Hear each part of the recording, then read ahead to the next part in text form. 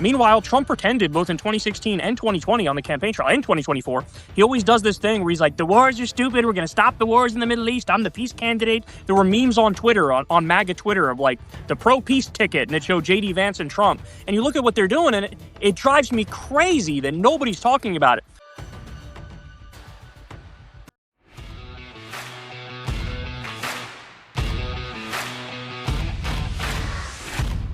Oh, hey everyone. You just joined me as I was doing a top of the head laundry list of all the horrible things that are happening in the United States of America. And because Donald Trump is anything but subtle, today he is literally destroying the White House. And I mean literally the way we meant when we were growing up as kids, us uncles, us old millennials. He is literally defacing, destroying the White House to renovate it for $250 million. Kristi Noem gets $172 million for 2 private jets. Argentina gets $40 billion bailout. As this is happening, Chip Roy and others are saying that myself and Kyle specifically are Hamas terrorists, violent insurrectionists, Marxists, and the largest single day of protest in American history. Just forget about that. Then the Epstein files are in the news because Virginia Giuffre's book is coming out tomorrow. But don't you worry, there'll be distractions because the America First president is also going to go at war with Venezuela, which was in Project 2025, and just straight up kill people. And those family members are like, yeah, they were fishermen. And as all this is happening, he sends an AI video of him literally dumping on Americans. Again, just on point. And to unpack all of this and more, I have Kyle. Kyle Kulinski, you know him, you love him. He is from the Secular Talk Show, has so many followers. Subscribe to his podcast, but also subscribe to his YouTube channel. Kyle, with all of that, welcome to the Left Hook for the first time. It took a long time, but we got you here. You're a busy man. We have your better half here several times, but decided only to be fair to get you on. With everything that I just said, where would you like to begin, sir? I mean, it's like, which part of hell would you like to visit first?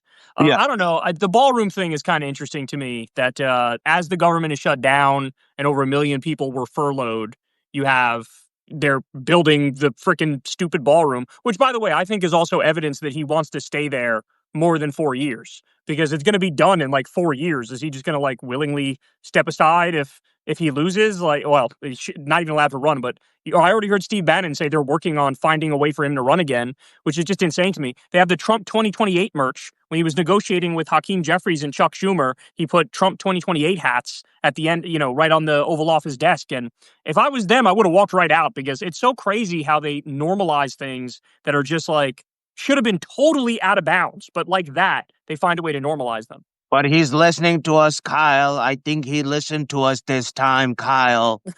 We got through to him. Humor, yeah. But speaking about 2028, I'm glad you mentioned it, because he has openly not just put it on the table when he met Jeffries and Schumer, who are weak and pathetic. We could talk about Democratic leadership or lack thereof. He's also been showing it off openly to foreign leaders who have been visiting. Last time when Zelensky came, he showed it out to him. This time, of course, he got in a shouting match with Zelensky, because it's like, why won't you let yourself be occupied? And Zelensky's like, no. And furthermore, this is not just the first time that Steve Bannon has said this. Donald Trump himself, first he was joking, but then he said, well, there's a way to do it. JD will run, and then I'll be his vice president, and then JD will step down, and then he'll make me vice president. So I think a big point that we take for granted, because we've normalized so much madness, he is not going to leave, Kyle. I've said this openly on the Left Hook. I've been saying it for years. He is not going to leave. They're playing for forever power. Yeah, I remember Bill Maher had said in like 2017 or 2018, Bill Maher had said on his show that he didn't think Trump was going to leave if he lost in 2020. And I remember saying at the time, like, I don't know, that sounds a little bit like Trump derangement syndrome, even to me. And I'm a big opponent of Trump.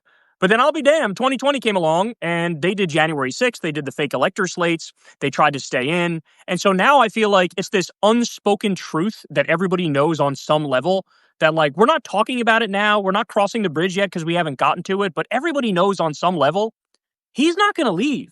The question is, how is he going to try to stay is the question. And that I don't know the answer to, but it is a terrifying thing to think about, because the Supreme Court has been a rubber stamp. It's been a total rubber stamp. I mean, Crystal told me the other day, I forget the exact number, but it was something like 16 decisions in a row went to him or something like that. And I'm looking at this like, how can you have a situation where like almost all of the lower courts, even from judges where Trump appoints them. Almost all of them are saying, you can't do this Alien Enemies Act thing. You can't do this other thing. You can't do the Kill Mar-Brago thing. But then the Supreme Court goes, go ahead and do whatever you want. It really is the case that, like, the law has broken down, and I have zero faith that it'll be smooth sailing in 2028. Like, I fear that I know they're going to try to stay in power.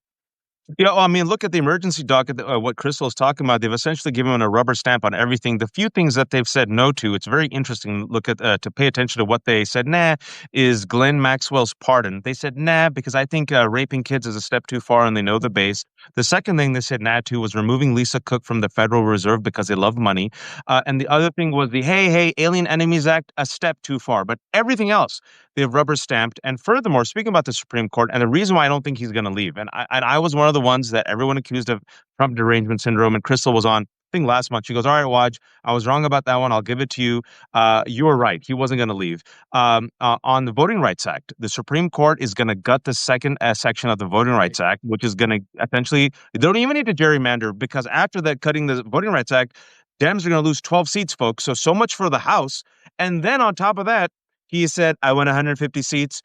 So they're doing forced gerrymandering. And then the third thing is he's going after mail-in ballots. And then the fourth thing I would say is I think, Kyle, he's going to go for martial law. And the reason why I say this is they're already invoking the Insurrection Act. Now, Pam Bondi's talking about the Insurrection Act. Stephen Miller's talking about the Insurrection Act. They're saying the rest of us are terrorists. They're saying Antifa, which doesn't exist, is a terrorist organization. And Pam Bondi, 2 weeks ago, said we're going to do to Antifa and the left, essentially all of us, the 7 million people who came out and marched against them peacefully, I might add, we're going to do to them what we're doing to the Venezuelan boats. Kyle, can you tell people what they've done to these Venezuelan fishermen? They're murdering them. So it was, I believe it's 6 different boats have been attacked. I believe 4 of them were Venezuelan, 1 was Colombian, and 1 was Trinidadian. And it's all innocent people, fishermen. They've been blown to smithereens. And even the admiral who's supposed to oversee this stepped down. And we haven't heard yet from him why that is. But of course, my guess is he knew, like, these are innocent people and there's no evidence they did anything wrong at all. And it's just crazy to me that we're on the brink. We're not even on the brink. We're already in it. We're in another war. Meanwhile, Trump pretended both in 2016 and 2020 on the campaign trail, in 2024, he always does this thing where he's like, the wars are stupid. We're going to stop the wars in the Middle East. I'm the peace candidate. There were memes on Twitter, on MAGA Twitter, of like the pro-peace ticket, and it showed J.D. Vance and Trump. And you look at what they're doing, and it drives me crazy that nobody's talking about it. I mean, the media barely talks about it and covers it like the scandal it is. The Democrats, I mean, most of the Democrats, I haven't heard them say anything about this. In fact, there was some reporting from like maybe 3 weeks ago that they don't want Democrats talking about this issue. Like, let them do whatever they're going to do. We don't want to come out against. And it's like, if you're not going to fight over this, there's literally nothing that you're going to fight over, because it's another illegal and offensive war against a country that didn't attack us. They're not even pretending like Maduro is some sort of like, what's Maduro going to attack Wyoming or something? What a joke this is. But they do it, and we're all supposed to sit here and take it, and it's our money, and it's being done in our name, and it's a war crime. I mean, it's further evidence that these people, they need to be locked up. Not like Trump not only needs to be impeached, he needs to be locked up. So does Stephen Miller. So does Kristi Noem. Like, all these people are insane criminals. Elon Musk, all the crimes he committed, cutting pediatric cancer research and Meals on Wheels. It's just insane to me that things have degraded so fast, and it feels like it's like mission impossible to even get back to where we were before Trump did the damage, never mind actually fixing this country. Yeah, I think it's generational damage, multi-generational damage that Americans aren't willing to accept yet. The damage they've already done. It's only 10 months in. And so, speaking about Democrats finally stepping up, some news just came out on New York Times. It was Rand Paul. And I've been on this for a while, folks, because I've been trying to connect what they're going to do to Venezuela and Venezuelans to what they're doing to America. And now Pam Bondi, folks, 2 weeks ago, she openly said it during that National Security Cabinet hearing where literally Donald Trump fell asleep like this. He said, we're going to do to them what we're going to do to these leftists and these left-wing terrorists. That's all of us, what we're doing to Venezuela. Well, over the weekend, they had another strike, and for the first time ever, there were survivors. And lo and behold, if indeed they had the evidence that these were drug smugglers bringing fentanyl, even though it comes through Mexico, all bullshit, and they had all the evidence and the legal right to extrajudicially kill these fishermen, well, why did they quickly repatriate those survivors to their original countries? Wouldn't you, I don't know, Kyle, bring them on and try them and give them due process? How about this, Kyle? You are the United States military. Blow up the boat, the mortar of the boat, stop them, and then arrest them, and then prove the evidence. But what they're doing is they're straight up murdering them.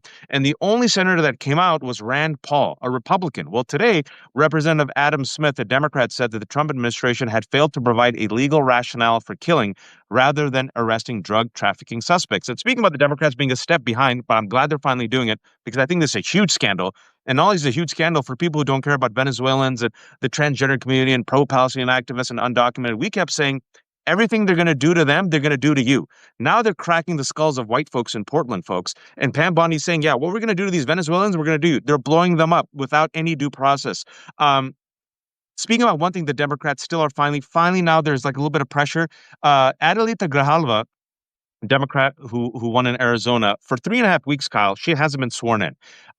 Finally, a couple of days ago, Democrats were like, maybe you should swear her in. It was in the news. I don't know if you saw, but for the first time, Jake Tapper and even Jonathan Karl of ABC pressured Mike Johnson and said, how come you're not actually swearing her in? You could do pro forma. And the reason is because Mike Johnson, super Christian, would rather shut down the government and protect pedophiles than release the Epstein files. Your take? I mean, that's exactly right. Here's what we already know about Trump and Epstein. So think about what we don't know as you listen to this. Trump hosted a private event at Mar-a-Lago with teen models, and there was only one other person there, Jeffrey Epstein.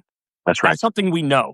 Epstein learned all of his human trafficking tricks from Trump's modeling agency. He had a teen modeling agency, and he was connected to all these people who are known fredophiles. I'll say that. I don't know if they'll get us banned if I say the actual word.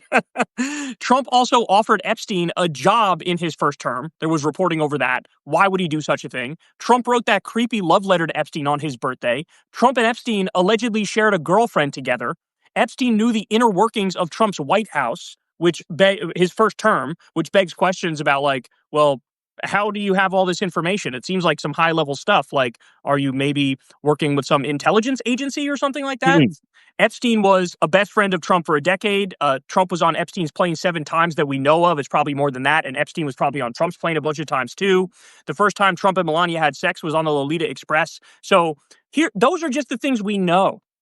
Imagine what we don't know. Mm. So that's why they're freaking out over it, because Adelita Grijalva is the magical 218th vote that forces the release of the Epstein files. But also remember, Trump made it so that the FBI has to remove all of the mentions to him in the Epstein files. And actually, Project Veritas showed that they're taking the Republicans out of the Epstein files and leaving the Democrats in. That was Project Veritas, that right-wing outlet that released a leak showing somebody, I believe it was in the DOJ or the FBI, who said, well, yeah, we're taking out all the Republicans, we're leaving in all the Democrats. So my guess is they still need time to clean up the Epstein files so that when they come out, they can, cover all their bases and make sure the Republicans are viewed as innocent. But make no mistake about it. The reason they're stonewalling is because he is incredibly guilty and he's probably on every page of the files.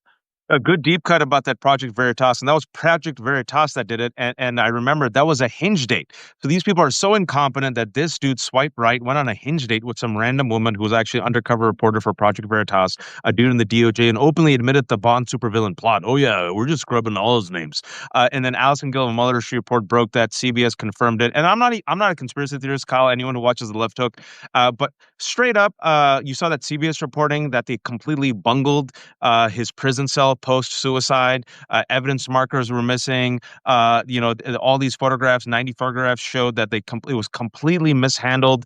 2 of the guards that were there weren't interviewed for about 1.5 years. And then you see what I call the biggest cover-up in our lifetime, because according to that flaming leftist communist Islamic rag, the Wall Street Journal, Pam Bondi, his attorney general, told him in May, Donald Trump, that he's been in the files. So since May, they've been straight up lying and covering up to us. And no one's explained so far why Ghislaine Maxwell got this sweetheart deal and this transfer to a minimum security camp. And by the way, folks, last week, again, Wall Street Journal said she was met with a high-profile, unidentified visitor. Who is that? Kyle, I think he's going to pardon her. Last week when he was asked about it, he goes, Ghislaine, who? Huh? What? I could pardon her, couldn't I? And he was also asked about the Insurrection Act. He didn't say no to the Insurrection Act. He didn't say no to pardoning her. And Virginia Giuffre, who was a 16-year-old who was raped and trafficked by Jeffrey Epstein, and also named Prince Andrew. Her memoir is dropping tomorrow.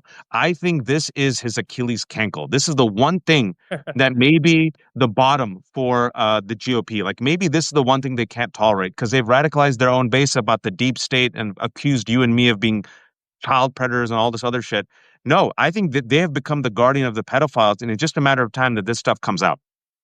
I agree. But again, the thing we have to worry about is, are they going to clean it up to the point where they got all this dirt on all the Democrats, but oh, would you look at that? There's nothing about the Republicans in there. So I need everybody to realize that we already have enough, I think, to draw conclusions about what's going on with Jeffrey Epstein and what's going on with Trump. I mean, the reason why they're dragging their feet so much is because, again, they're trying to buy time to clean them up even more. Yeah, they're trying to buy time, and I don't know. They're trying to buy time, I think, for forever power. I really do, folks. There's Yeah. National Guard is coming out. You got ICE agents terrorizing people. You have them invoking the Insurrection Act. These people realize, and they're also freaks. You got Russell Vought with the white Christian nationalism. Yep. You got Stephen Miller with the white nationalism. And then you got the Broligarchy with the techno-fascism. And all of them, everything that I've seen so far seems like they are not going to give up power. And Project 2025, because he's old and cankled and so unpopular, what was supposed to be a 4-year plan seems like now a 1-year plan before their king and daddy dies. And then you need a robust counter response to that with the Democrats. And still with the leadership, the reason why I think I've said this before and I'll say it again, I think we're witnessing a cold civil war in the Democratic Yes. Party because you don't see top-down leadership. You see ad hoc leadership. You see a Mamdani here, an AOC here, a Planter here, a Crockett here. I think the litmus test, I want to ask you this. I think there's 2 litmus tests for Democrats moving forward, which they still haven't come to terms with. Number one, the Broligarchy. Are you going to go against corporate money? Are you going to stop sucking at the teat of corporate dollars and AIPAC? And I think the second litmus test is Israel-Palestine. What is your take on this? I could not agree more. I could not agree more. Those are definitely a litmus test. And if you really, I mean, it really is already a civil war. I mean, it's already. I mean, I'm comfortable saying that because you have these red state National Guardsmen that are called up to invade blue cities. And when you look at what they're doing, I mean, ICE agents are assaulting. They assaulted an 84-year-old married couple the other day. They shot a priest in the face with pepper balls. They tear gassed a baby. They ran over people with cars, and they tear gassed journalists and cops and zip tied naked kids and put them in the back of a U-Haul van. I mean, the stuff they're doing is unconscionable. And you have like the Texas National Guard sent to Chicago against the wishes of Chicago. If that's not a civil war, like I don't know what a civil war is. It's just the case that only one side is actually fighting right now. But yeah, do the Democrats understand the gravity of the situation? I think the proof is in the pudding, and what you said is exactly right. If they stop taking AIPAC donations, if they wake up to the fact that all of these, tech AI broligarch types are the enemy within, to steal a phrase, and like realize that they're not interested in what you're selling. They're not interested in democracy. They're interested in elitist technocracy where they control everything in a new form of an oligarchy where they're on top. If they don't realize this, then we're cooked and we're screwed. And I see some evidence of some Democrats waking up, but I also see plenty of evidence that they certainly haven't all woken up yet. I mean, I watched the Obama-Mark Maron interview the other day, and Obama still seems to me, it appears like he still seems to think it's kind of a regular moment, which is bizarre to me. But then you also see evidence of like Seth Moulton, who's a very corporate Democrat, very centrist Democrat. He announced the other day, I'm no longer taking AIPAC money. So that tells me there's some acknowledgement with it. But I mean, my question is, Jesus, what else has to happen for all of the Democrats to wake up? This is like as bad as I've ever seen it on a daily basis. Think of the stuff they're doing. They're cutting pediatric cancer research and Meals on Wheels and bombing Venezuela, and they bombed Iran, and they're, bombing Somalia. And it's just insane what's happening. Concentration camps, Alligator Auschwitz, all that stuff. If this doesn't wake people up, I literally don't know what it would take, because we had a MAGA pastor the other day, Pete Hegseth's pastor, saying that slavery should be brought back. Guys, genocide is happening with our money in our name. Now they're talking about bringing back slavery. What more do they have to do to wake people up? Like nuke a bunch of countries? And that man is Christian nationalist podcaster Joshua Hames. Said Christians must be willing to defend the institution of slavery because the Bible makes it clear that, quote, it is not inherently evil to own another human being. And he was an ex-pastor at the church that Pete Hegseth goes to. White Christian nationalism. Folks, this is what we're dealing with. Trust the evidence of your eyes and your ears. And the reason why I pressure the Democrats, Kyle, and I think you do as well, and Crystal does as well, is because right now they're the opposite party. That's the fighter that we have, but they're not going to cut it right now. We have to mold them into the fighter that this country needs to take on this authoritarian threat. And I have said that we need a culling of the Democratic Party. We need to cull the weak cankles, if you will, and replace them with actual fighters. And what gives me pause, what gives me hope, and what gives me pause, Zoran Mamdani is that young man, brown man, who messages. They spent millions of dollars to find the young Joe Rogan. You got Zoran Mamdani. And then they have gone all out to destroy Zoran Mamdani. Folks, the date is, I want to double check because I'm old. The date is, what's the date today? October 21st? 20th. 20th. That's how old I am. The date is October 20th. Zoran Mamdani still has not been endorsed. And I know you pressure them and they see you as a pest, as a progressive pest. But your take for Democrats and how they can actually take this moment and get behind Mamdani and others who actually have this winning message against the oligarchy, against the genocide, because I don't think you can support for and or be a reliable defender of democracy at home if you're still supporting a genocide and war criminals abroad, especially in Israel. Yeah, the Democratic voters are already there supporting Zoran, and there's no other way. That's what the corporate Democrats and the centrists and the party establishment, that's what they need to understand, is there's no other way. You're like, this is the roadmap to salvation, and if you don't use it, you're just cooked. So Israel, to your point, I'm sorry, it's a litmus test. It's a litmus test among Democratic voters. 70 to 80% of Democratic voters are like, yeah, it's a genocide, and yeah, we don't support Israel anymore. That is super clear. The other thing is 70 to 80% of Democrats are going, you know what? I support democratic socialism now. So the core issues here are you going to stand up against genocide, which it should be easy to do? Point number one. Point number two is, are you going to be in favor of taking on corporate power and taxing the billionaires and redistributing that money to give people a chance at a decent life with a social safety net, with higher wages, with universal health care, with free college, with things of that nature? And so what you're seeing here is a lot of the Democrats are just tepid to go that far. They feel like, oh, maybe I could split the difference and, be pro-Israel, but also pro-Palestinian or something in the midst of Israel doing a genocide. Maybe I can split the difference between, taxing the rich, but not a crazy amount, and I could still get some money from the corporations. And it's like, no, you have to understand, this is our only way out. You have to break with Israel completely. You have to break with AIPAC completely. You have to stand up against genocide and mean it. And you have to be in favor of taxing the rich, taxing the corporations, stripping them of their ridiculous amount of power, and delivering this country back to the people. And Kyle, you get hit with this, and they're not the establishment, I should say, is not a fan of you and Crystal, which is why I thought it was hilarious that Alyssa Slotkin came on Crystal's show. We had Crystal on afterwards. That was just gold. What else did you expect would happen? But to many people say vote blue no matter who. What would you say to them, based on what we've already described as this authoritarian right-wing force? I mean, I would say the only way to guarantee a defeat of the right is to vote for left-wing Democrats, is to vote for Democrats who don't take AIPAC money and don't take corporate money. That's what I would say.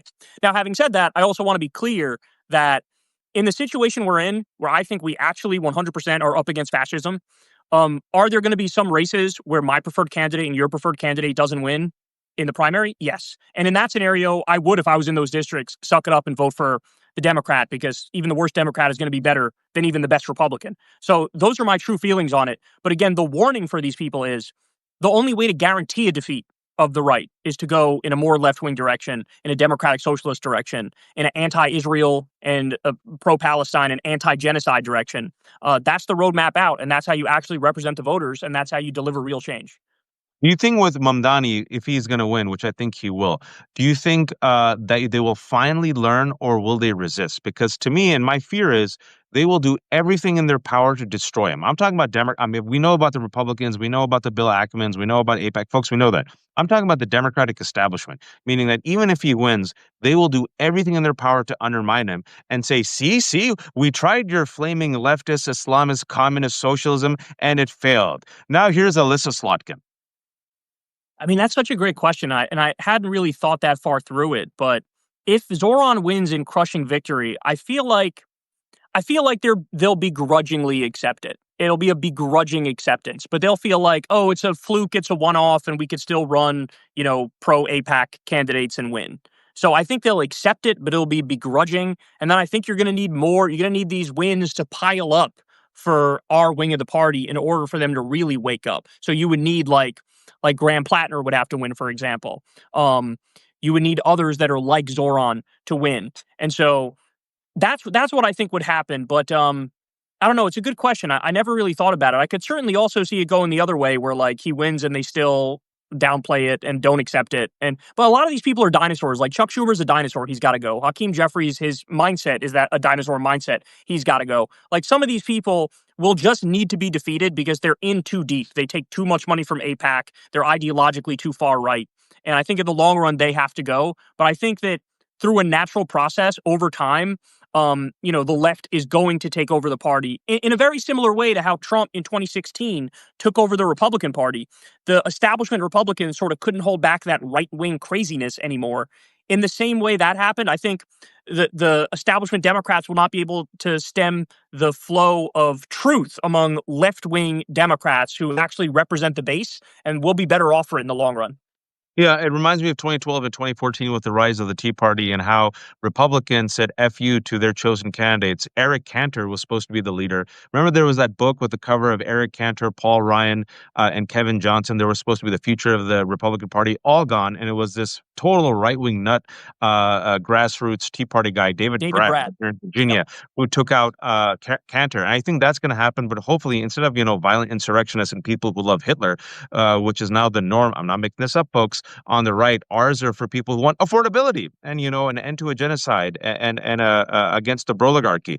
But with Graham Plattner, I want to ask you this question because they're going to be litmus tests. There always are.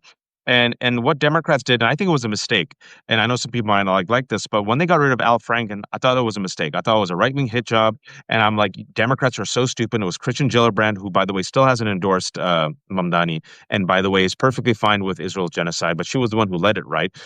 With Graham Plattner, now you're seeing these kind of terrible things he said on Reddit, I think 5, 6, 7, maybe 10 years ago. He gave a pretty good, I think, honest, sincere video of 4 minutes.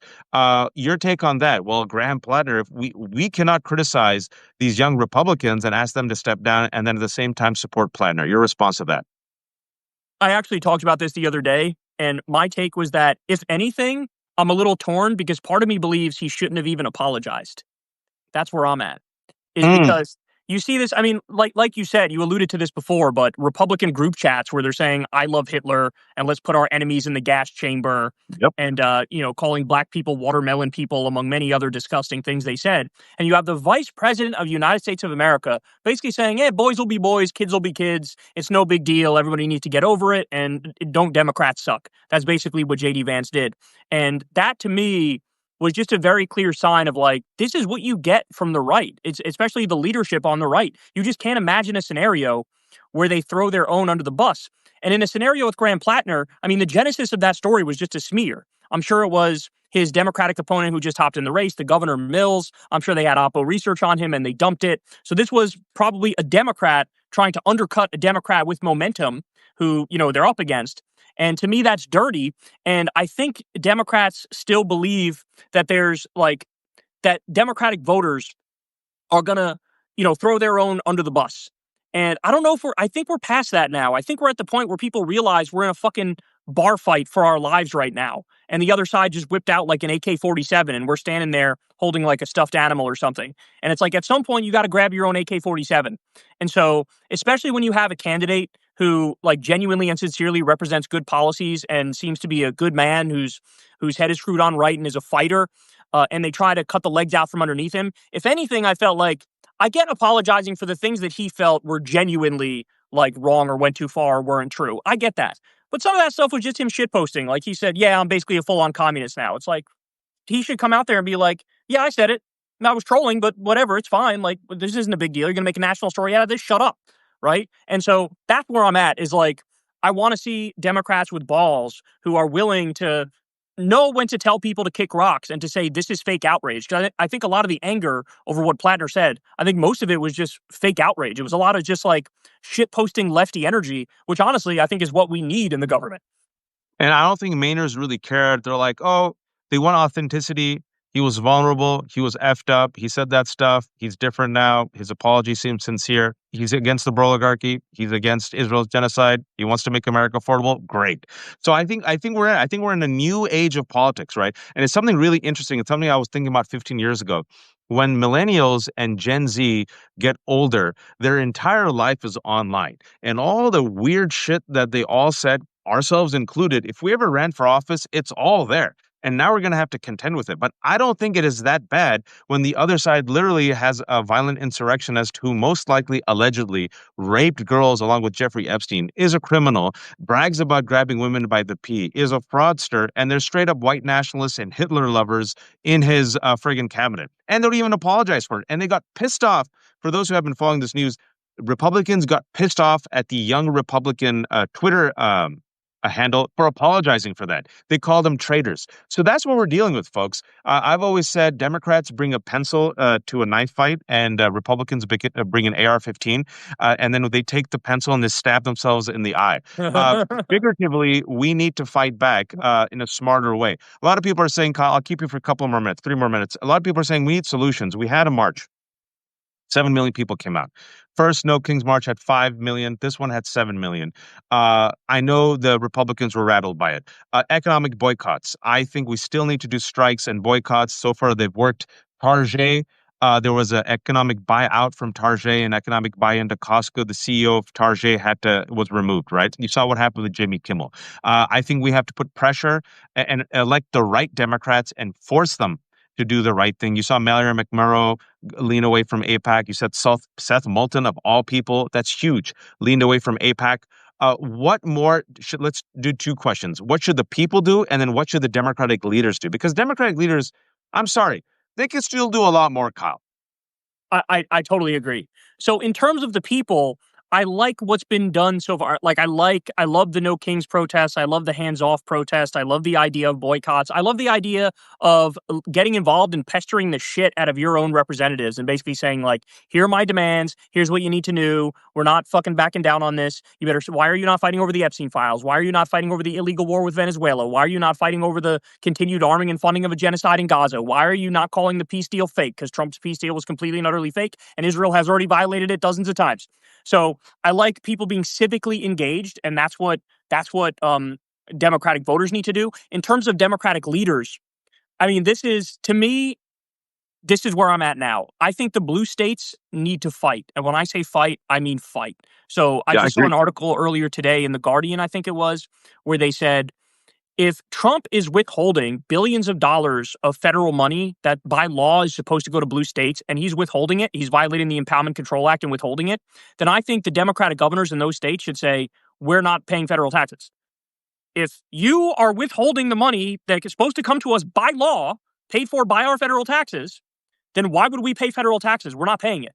And then that sets off this showdown, right? But I want Democratic governors to realize this is not a normal moment. Like, I'm at the point now where ICE agents who are in the streets in blue cities, in blue states, I think the cops should be given the green light to arrest ICE agents that commit any crime at all. Could have happened last week. Yes, and that needs to happen en masse. You need to have a scenario where it's any fucked up thing any ICE agent does, any violation of due process, any fucking getting physical with people. Sorry, you're not above the law. And the cops need to be there to crack down on the rogue ICE agents, who, by the way, are just like deputized Proud Boys and deputized white nationalists. And so that's where I'm at, is like, I really think the blue states need to step up in a way that we arguably haven't seen in American history, where they really reassert our sovereignty and reassert that we're not just going to sit back and let you commit crimes day after day and withhold our money that's supposed to go to us.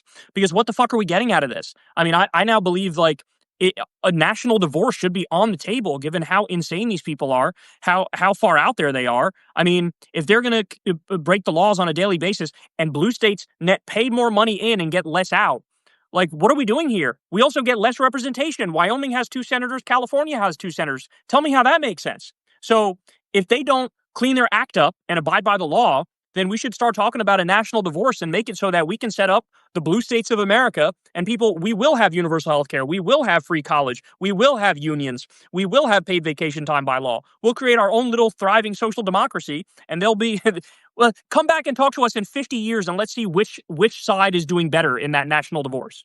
I think you have to threaten, and you have to at least threaten to play hardball. And specifically with the money, we subsidize red states. If they want to do blue states, red states, okay, we subsidize red states. My home state is California. It gives $80+ billion more than it receives. So if you're going to punish the fourth largest economy in the world, the most populous state that gives $80 billion to the government, which then doles it out, which is supposed to dole it out, but doesn't, because, Christian Noem would rather keep the FEMA money to pay for her 2 private jets. Good luck, red states, when it comes to, the tornadoes and hurricanes. We should say, all right, enough is enough. And also, Jen Budd, who I think joined us, and I hope she's still watching. I talked to her 2 weeks ago. She was a senior Border Patrol officer who quit, and she's a whistleblower. She said right now, the Chicago police, local law enforcement, they have every right to hold these ICE agents accountable for unlawful use of force. And we've seen examples of it. They've literally tear gassed cops. They arrested a cop.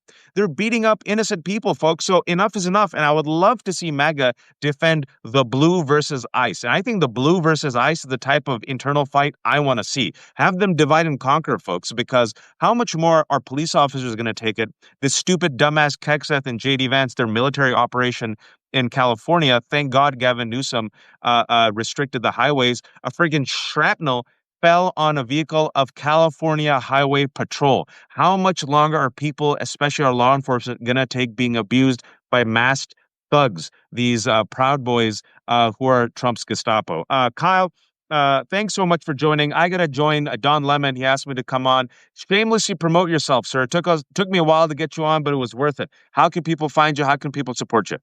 Oh, everybody can check me out on Secular Talk on YouTube, or you can find me, The Kyle Kulinski Show, on any podcast alley you use. You can find me on Substack, Crystal Kyle and Friends. And thanks a lot for having me. Sorry it took so long. Last time we tried, I was withdrawing from nicotine and caffeine and felt like I wanted to die. And then the week after that was me running home from the gym for my kids. But we got it done. Folks who are joining, this is Kyle, this is Waj. That's 1,500 people watching. We're going to have it up on our Substack later today. Left hook, no paywalls. Everything's independent. I'm a terrible capitalist. If you want to pay, please pay. If not, go pay Kyle, I guess. But at the end of the day, just be informed. Take care of yourselves. Be kind. And please, oh, please don't be a fascist. Thank you, Kyle. Thank you.